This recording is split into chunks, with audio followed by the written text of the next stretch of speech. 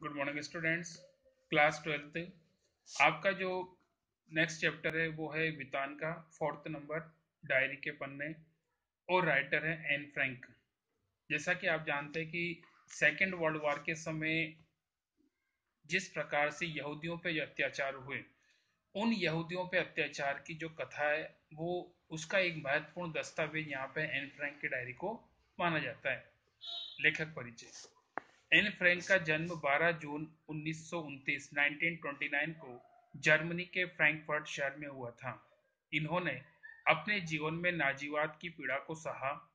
इनकी मृत्यु फरवरी या मार्च में 1945 में नाजियों के यातना गृह में हुई।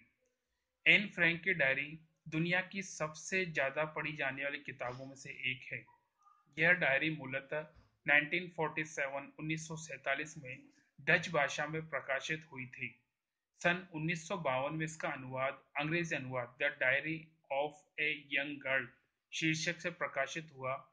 इस पुस्तक पर आधारित अनेक फिल्मों, नाटकों, धारावाहिकों आदि का निर्माण हो चुका है।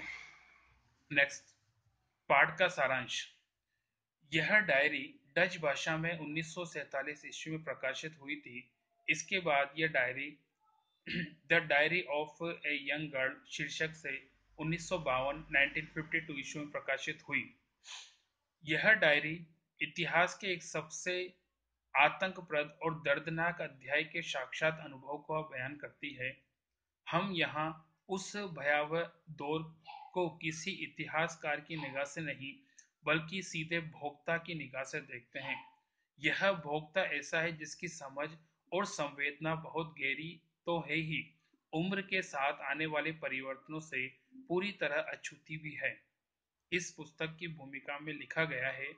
इस डायरी में भय, आतंक, भूख, मानवीय संवेदनाएं, प्रेम, घृणा, बढ़ती उम्र की तकलीफें, हवाई हमले का डर, पकड़े जाने का लगातार डर, 13 साल की उम्र के सपने, कल्पनाएं, बाहरी दुनिया से अलग थलग पड़ जाने का की पीड़ा, मानसिक और शारीरिक जरूरतें, हंसी मजाक, युद्ध की पीड़ा, अकेलापन, सब कुछ है।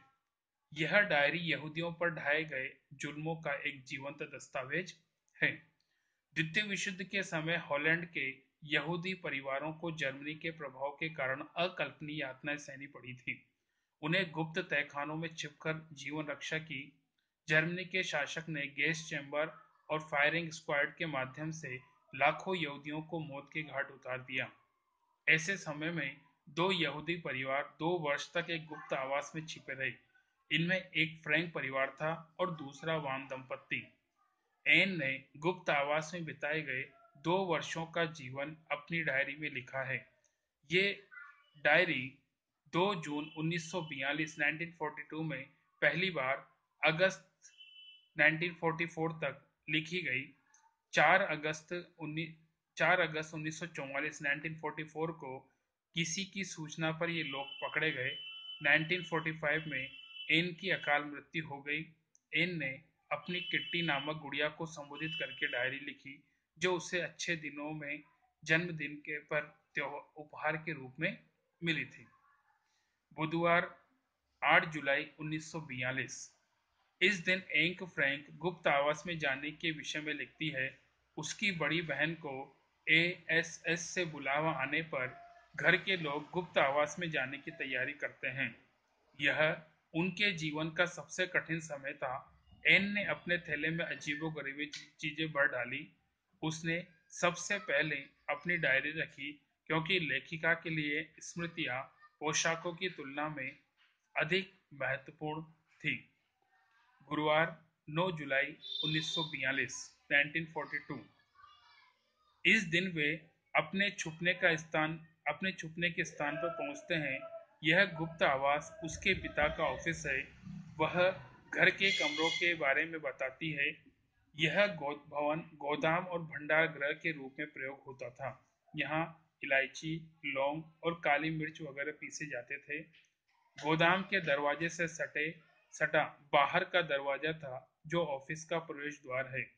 सीढ़ियां चढ़कर ऊपर पहुंचने पर एक और द्वार है, जिस पर शीशे की खिड़की है, जिस पर काला शीशा लगा हुआ है। इस पर कार्यालय लिखा हुआ है। इस कमरे में दिन के समय बेब, मिएप और मिस्टर क्लीमेन काम करते हैं। एक छोटे से गलियारे में दम घोटू अंधियारे से युक्त एक छोटा सा कमरा बैंक ऑफिस है। यही मिस्टर कुगलर और वानदान बैठते थे।